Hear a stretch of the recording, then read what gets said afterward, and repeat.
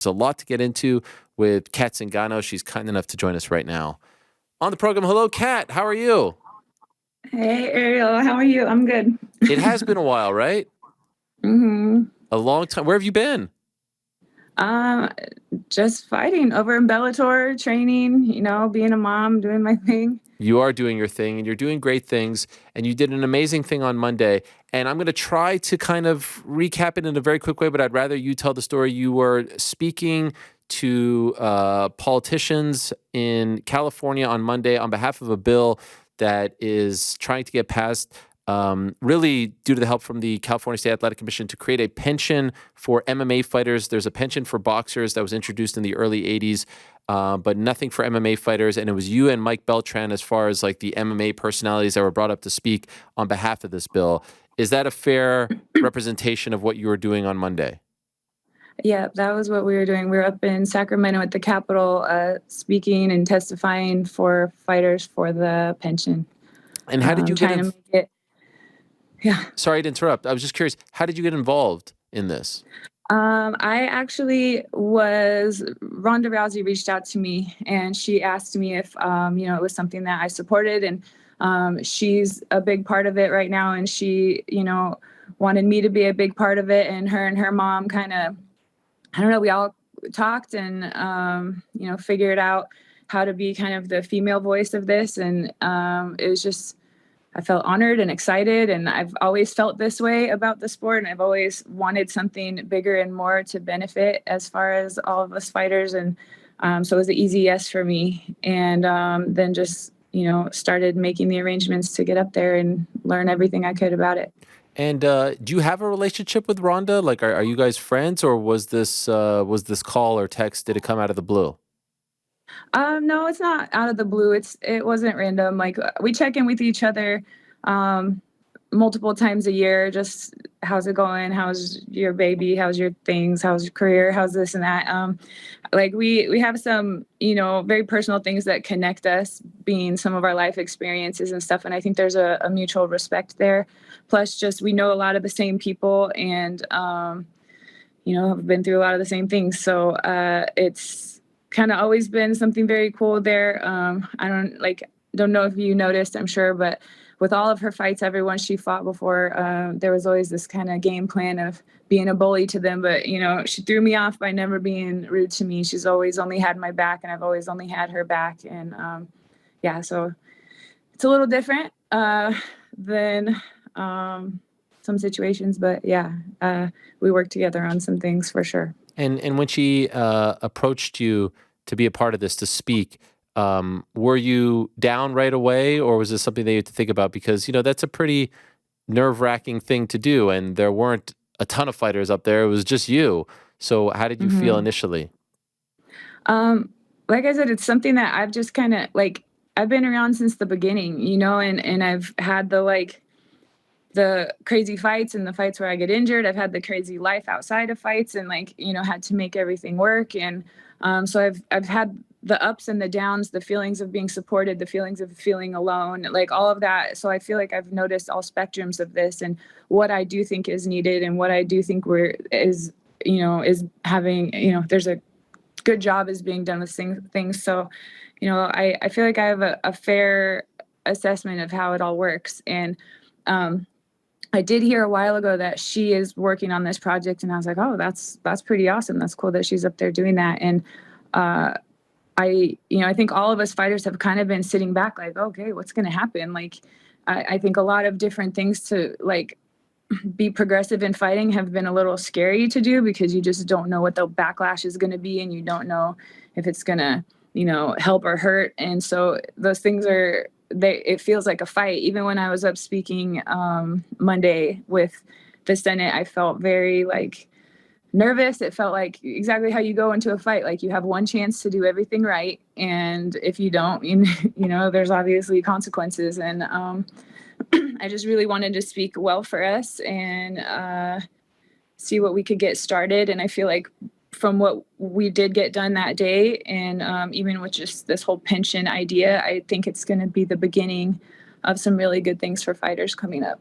And you tweeted a clip of your speech. It's about 2 minutes and 20 seconds. I reposted it as well. You did a great job. I know you said that you were somewhat unhappy because you wish that you could do it again, that you felt like you were, I don't know, too nervous or something. But you did a great job. You should be very proud of what you said and how you said it.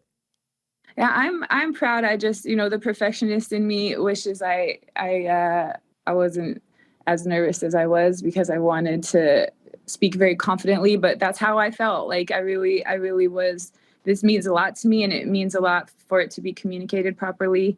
And I know I'm not just speaking for myself and a few other people. I'm speaking for all of us, and I'm speaking for these little kids that come up to me at fights and tell me how they want to be a fighter when they grow up, and I'm like, eesh, the way it is now, like I don't want to tell them not to do it, but I also want them to consider their health and what are they doing with their brains. And if they're a smart kid, what other industries should they get in, or what background or things they should do with school or whatever. Like, if we could make it what we're trying to make it, which is just a completely supported sport where you're actually looked at and treated like a professional athlete, like it could be a good idea for people to do this sport, and it is something that I would love to encourage and be like, yes, go do it. But sometimes I'm like, it's just the way it is right now. Yeah, it is. It's a tough thing to want to tell people to do, So where does the bill currently sit? What's its current status? So on Monday, they put it into two different votes. There will be a few more votes left before Governor Newsom has the final say, which is a little bit later in the year. But right now, it was talking about where it is and why to do it, and different examples of different fighters and what they need. And it was a unanimous vote between Republicans and Democrats, 13-0, that they want to move forward with it. And that was amazing. And like, it was so good. Today, this morning, they're doing one more thing for this week, which I believe was, oh, I don't know. It was like so the one we did was the business committee, and the one today is the labor committee. Okay. So they're doing both of those, and then it goes to the Senate appropriations, and then it goes on to the governor. So that's where it's at, and it looks like it's going really well. No one is out there, disputing it, which feels really good. And I think it feels good around all the fighters, where it's like, man, okay, that recognition is huge, and you seeing what we're doing and how we come out sometimes is huge, and I just think that's really important. It's a good thing. And I know, I know I'm kind of putting you on the spot here with some of these questions. So if you don't know all the details, that's totally understandable. But just curious, like the pension, like what would it be? Would it be like if you fought in the state of California for X amount of times, you're eligible to get X amount of money? How does it actually work? So just so everybody knows, and I think this is the main questions that people have and could possibly even contest it, is worrying that it's a pension from the government, and it's not. It's a pension. The money comes directly from the promoters. So every ticket being sold, whether it's a huge show that sells 20,000 tickets or it's a small show that sells 500, it's $1 per ticket that goes into the pension fund. Wow. And fighters get it when they're 50 years old. And they get it based on how many rounds they've had in the octagon or cage, whatever they've had. So even if you had a 5-second knockout, that's considered a round. And in theory, it will be between what was it? It was between like 30 to 35 rounds or something like that before you're considered. And then 12 to 14 fights. So 39 rounds, roughly.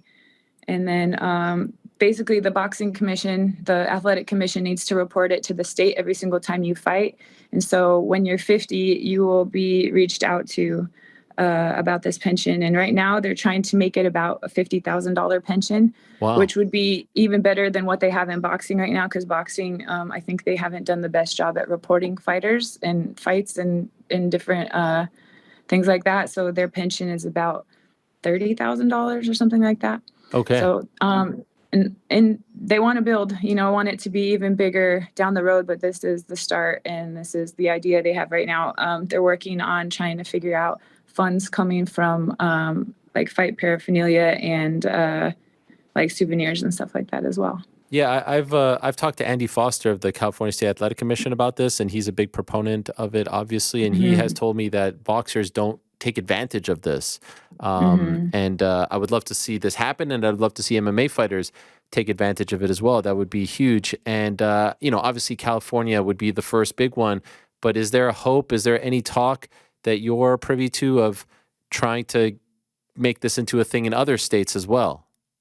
Well, what I think is cool about it happening in California is that like California is kind of the hub of like big change across the country often. Like what it reminds me of is like medical marijuana a little bit, where it's like, okay, it happened here and people saw the benefits. People saw like it helping different people with health issues and, healing and recovering and all that. And then I think it was like Colorado next, and then it was like Oregon next and whatever. So I'm from Colorado, so I watched it happen, and then it moved to Colorado and I watched it happen, and it was like huge things, great things, and I was really excited about that. So this reminds me of that, where big things happen in California, and if this passes, when this passes, I think it's going to be really helpful to help it move across the nation.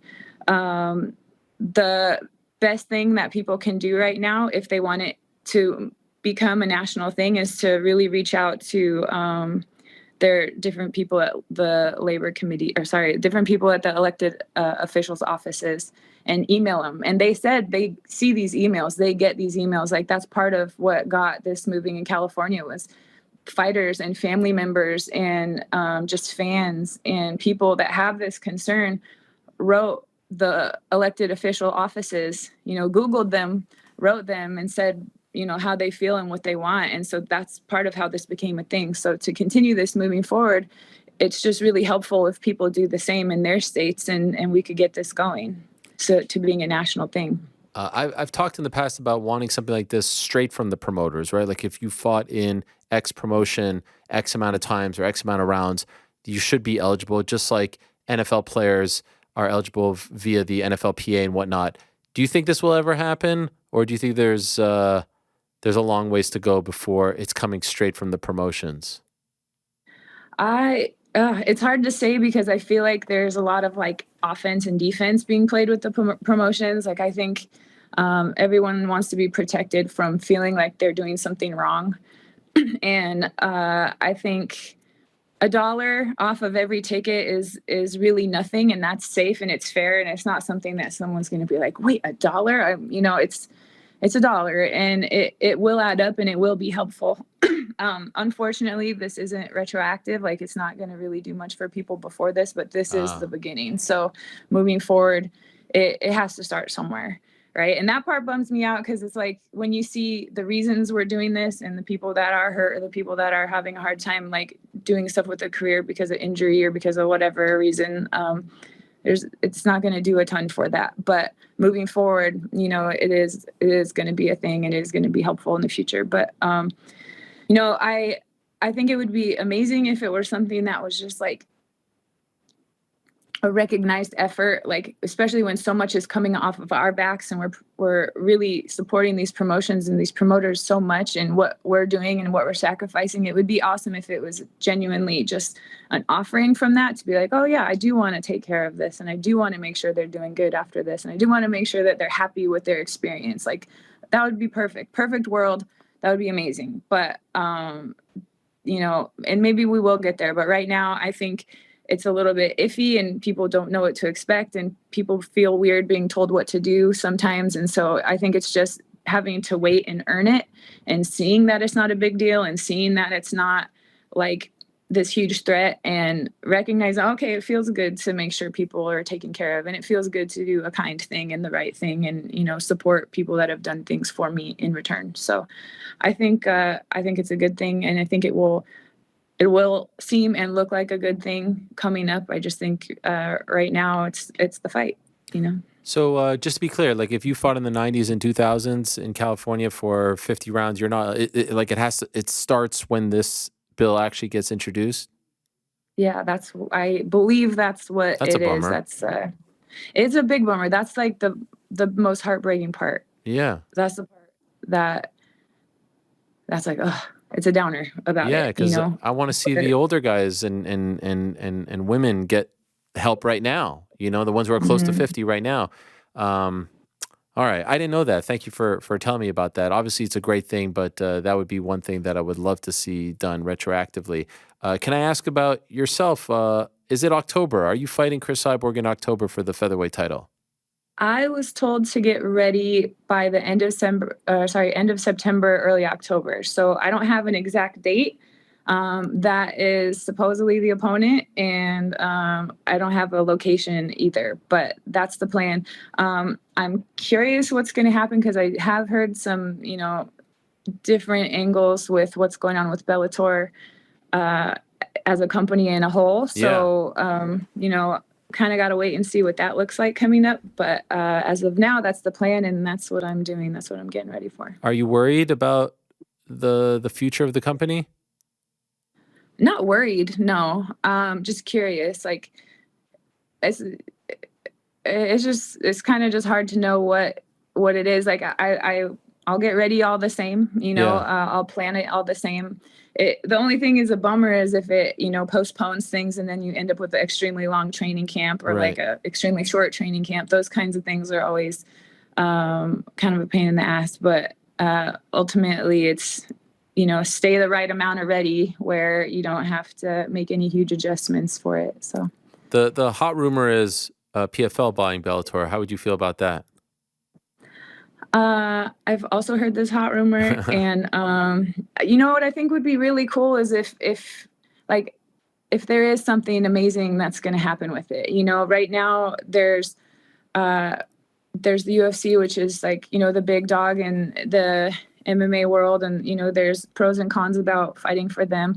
I think there are some things with Bellator possibly being purchased by PFL they're a little bit of a bummer because if it is true that there's going to be a lot of fighter contracts lost as far as the most of the roster, that'll be a bummer for them. But I also understand right now it's kind of a tricky business in the fighter world because there's not a lot of money to be made. And especially when you're coming up and you're a new professional, I think a lot of people are telling, like, if they're not in any of these larger promotions, I think they're telling a lot of smaller promotion matchmakers, like, yes, I'll take that fight. And they'll tell another one, yes, I'll take that fight. Yes. And they'll tell another one, yes, I'll take that fight. And they train for the same fight, but then they have to shop around for who's going to pay more. And so, they'll pull out of a fight last second because this one was the better option for that. So, they're doing that because they need to make a living. And on the other hand, I think a lot of fighters are really cherry picking their opponents to build that perfect record that will get them into the UFC. And once they're in the UFC, they kind of don't really care how they do. Obviously, you hope you do great. But once you're in the UFC and you have that business card that you're in the UFC, you can now negotiate more money anywhere else you go. And so I think it's going to kind of squash a little bit of that pickiness and make matches happen and make the matchmaking something that's a bit more easy and interesting. But I think it's really going to be tough on just having to cut or lose a bunch of people. That would be really sad. Yeah. And in theory, it would be amazing if what they're saying they're going to do is be paying great and putting on these great fights and making all these fighters like it's all worthwhile. And there's actually a really great place to compete with what feels sometimes like a monopoly with the UFC. So I don't know. We'll see. And it sounds like they have some really great executives working to do the best that they can with this. And so I'm really curious to see what that means. Like, what are these minds that are working together going to create, and how's this going to go down in history if this is the merge? By the way, what is your relationship like with Cyborg? And did she also buy a URL with your name on it too? She's not my favorite person. Why not? Yeah, she's kind of creepy to me. Like, she does really cringy, creepy things, and it's a bummer because I really did respect her for a long time, and we knew some pretty close people that were similar friends and friendships. And I don't really know what she's trying to do with her legacy right now. She's kind of turned into like an awkward bully, and it's I don't know, it just bums me out. She really was like a great athlete for a while, and I don't really know what she's doing. Yeah, the week of my last fight, she went and bought ZIngano.com, and she was putting it on all of my posts and all of my comments and things. And I just thought it was weird and just kind of like, what is that, like a sociopath or something like that? Like, why are you constantly thinking about me? Why are you constantly messing with me? And it's weird because it's on one hand, you know, I want to beat the shit out of her the second I see her, you know, which I don't want to get in trouble. The other one is like how cringy and creepy and stalkery she is. It makes me think about a restraining order, you know? So it's, what do you do with someone like that? I understand it's the industry and people talking and making waves to introduce the fight is one thing, but the fight's happening. I don't really know why she's so weird. She's a weird girl these days. On a lighter note, I did see some fascinating footage of you essentially doing jiu-jitsu underwater. This is tremendous stuff. How long can you last without, you know, technically, like you're holding your breath there, I would imagine, right? Because I don't see you using any apparatus or anything like that. So how long can you No. last? So I can hold my breath now for like 4 minutes and 20 seconds. What? You could do all yeah. that? We're showing the footage right now. You could do all that for 4 minutes and 20 seconds underwater? If I'm moving like that, it's a lot less. It's probably like 2.5 minutes. Jeez something Louise. Like that. Yeah, and it's really amazing, this training. It's called Deep End Fitness, and it's all about like just controlling your mind and controlling your body and things like that. Like you wouldn't know that your panic will set in before you're actually in any danger. And I just feel like that applies to martial arts. I feel like that applies to any panic in your life. Like I feel like it's a really helpful tool and what I've been using for the past few years. And yeah, when I first went in, I could hold my breath for a minute, and I was I was impressed and totally freaked out. And now I can swim like 60 plus meters underwater with one breath, you know, carrying weights down and back for 50 meters in a pool. Like it's been amazing. And just watching my body's reaction and realizing like the keys of what I'm going through is not actually having me in danger. And I wouldn't tell anyone to do this unless you have a buddy that knows what they're doing. Like you don't want shallow water drowning or any accidents like that. But going to these types of training, it's very fun. Like I feel like I get to play in the water like a kid, but I also get to challenge myself and do hard things that are they're like a different hard than what I have to do in my job every day. But they, you know, it contributes to everything that I do in my life, everything that I get through in my life, and just knowing how to stay calm. And, you know, you'll never regret staying calm in situations, you know, and so it's a really good training for that for me. Well, this has been great. Great to have you back on, Kat. Congratulations on representing on Monday. You did a fantastic job, and I hope that this passes, and I hope that I love that Ronda is a part of this. And, Ronda and I maybe don't have the best relationship, but I think she deserves a tremendous amount of credit for trying to do something like this for MMA, because I know that her departure from MMA wasn't the best and sweetest for her. So this is a great legacy to have. And I hope that all of you get that credit and that this happens, and that you're able to benefit from it. If you could just do me one favor, and I hope you don't think I'm oversharing here, but we had a bit of like a miscommunication in terms of phone numbers and whatnot. And I was privy to the fact that you have 94 at the time unread text messages based on a screen. Can you clear? I mean, that's horrible for my OCD. Can you clear out the text? How can you live with 94? I can't live with 5 unread emails, let alone. You're probably one of those people with like 15,000 unread emails, right? You're one of those? No, yes. Oh my gosh. You got to clear that out. For the same reason, because, you know, it'll be like my storage unit sends out a monthly thing saying I paid, or or something from the school saying something about hot lunches or whatever. And I know what it's going to say, and I know it doesn't apply to me, so I just leave it. But why not just delete it? I eventually do. That's usually what I do on flights. Okay. I get on flights and I just start cleaning out my phone, but that's when I don't have anything else to do. All right. Fair enough. To each his own. Good luck. Thank you for coming on. Congrats. And good luck getting that fight in October. I hope it happens, and I hope it all goes well for you. Thanks so much. All right. Thanks, Ariel. There she is, the one and only Cris Cyborg, doing tremendous things.